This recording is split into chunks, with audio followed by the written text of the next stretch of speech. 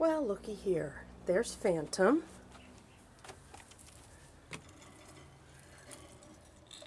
There's Hyacinth.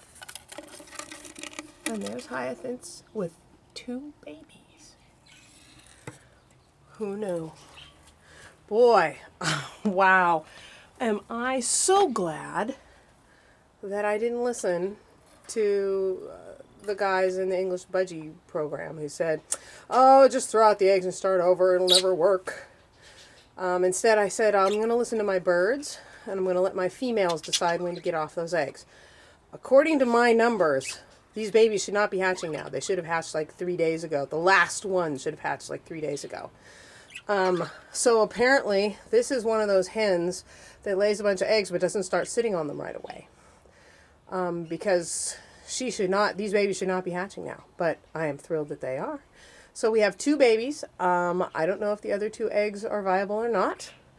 And I'm not going to take any guesses. I'm going to leave her and Phantom to take care of their own little family here. Okay? Aren't they cute? The happy parents.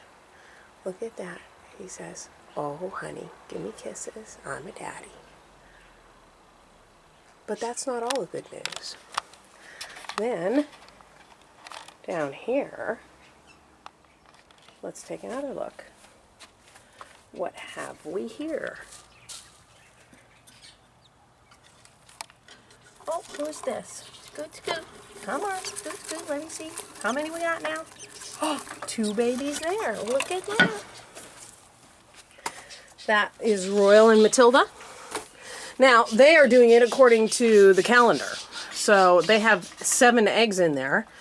And 2 of them have hatched, which means, according to my calendar, they should have 3 by now. But hey, I'll take 2. So, and here's an interesting thing. They threw the eggshell out after it hatched instead of eating it. I'm kind of tempted to put it back in there. If you can see, oh, I'm backing it the wrong way. Has a little blood in it and stuff like that.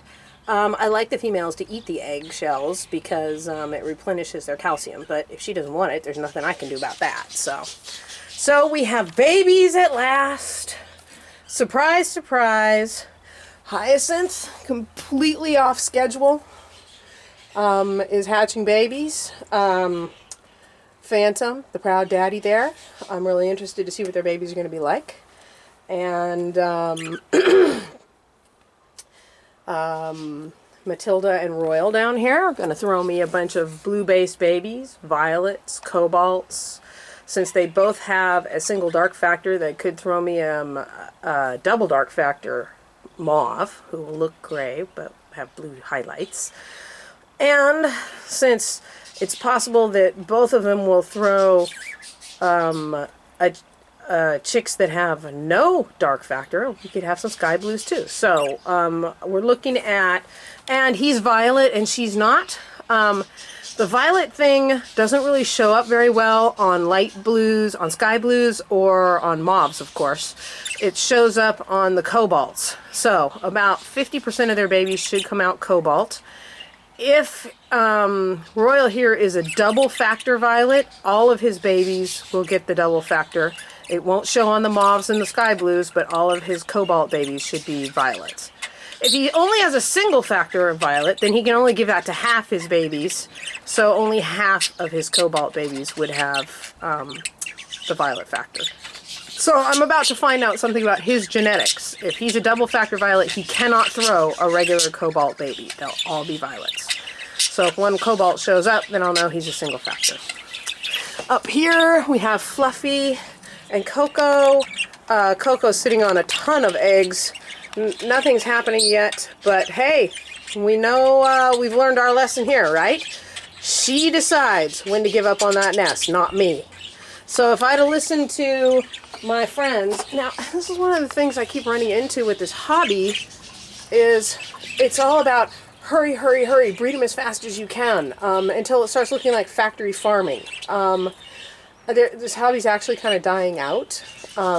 You'd be shocked at how few people are in the English Budgie Society in America. And that might be part of it. It's the whole, we're not dealing with birds, we're dealing with prizes or something. I don't know.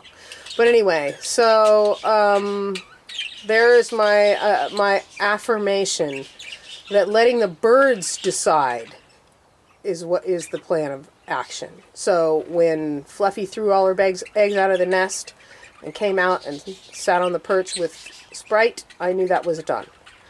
I let the cockatiel Pearl sit on those eggs and sit on those eggs and sit on those eggs, and she hatched 3 out of 8. Hey, 3 is 3. Unfortunately, they have some kind of illness, so the babies died. But still, we got babies hatched. Here's Coco out of the nest. Come to say hi.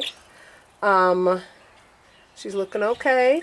She was looking a little shaky the other night. She came out to go poop. You see her? She's going to lay a giant poop right there in the corner and then go back into her nest.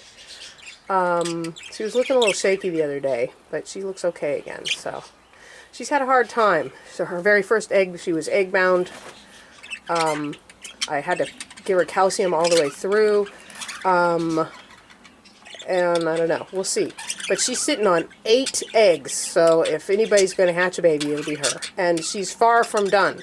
We've got until like the middle of next week before the last baby should hatch. And as I learned from Hyacinth over here, just because my calendar says the last baby should have hatched by now doesn't mean that's true. Because neither one of those babies should have hatched. She should have been done 4 days ago. 3 days ago. Something like that. So, let the hens decide. They're the ones that know. And I'm telling you, they know. When they've got a fertile egg, they know. They can hear its heartbeat or feel its warmth or something. But they know. So you don't pull a hen off a nest until she decides it's over. Okay? And that is... So, that's my... I can't tell you how many times I had them tell me, just throw all the eggs out. The hens will start over. They'll reset, quote unquote, as though she's a video machine or something instead of an animal. So it'll be interesting to see. I don't really expect Hyacinth to come up with any more babies, but I didn't expect her to come up with 2 now. So alrighty then. She hasn't thrown out the other 2. We'll see what happens. These 2 could potentially end up with a huge batch of babies. But, you know, if they can cook them up, they can take care of them. And, Royal here, he's smallish. He's definitely English Budgie because he has the poof, but, it's not much. So I actually wonder sometimes if he isn't maybe half and half, or maybe he's just a very small English Budgie. They come out. They happen that way. But I've also heard that small English Budgies can make big babies. Matilda is significantly larger than him. So we'll see. It's going to be interesting. I'm glad I'm going to get some babies out of them and find out how the size factor plays out. Look at these 2 up here. He's going to feed her, take care of her. Keep sitting, baby. Keep sitting. Something's going to happen. Yeah, that's bonded pair for sure. I sure hope there's nothing wrong with Porky up there, because they are a lovely bonded pair. They would make some really interesting babies with his feather and her size. But all I can do is wait and see how it plays. And actually, somebody told me that the calcium might interfere with the male's fertility, and I had to give her calcium all through her laying process because her first egg was the shell was too thin, and it made her egg bound, and she had a hard time laying it. So if that's true, if giving her liquid calcium through the whole thing could interfere with his fertility, then that would explain it. So I think even if these babies even if these eggs are not fertile, I'm going to have to go ahead and try and breed them one more time. So before I give up on the pair. Okay. Babies! Yay!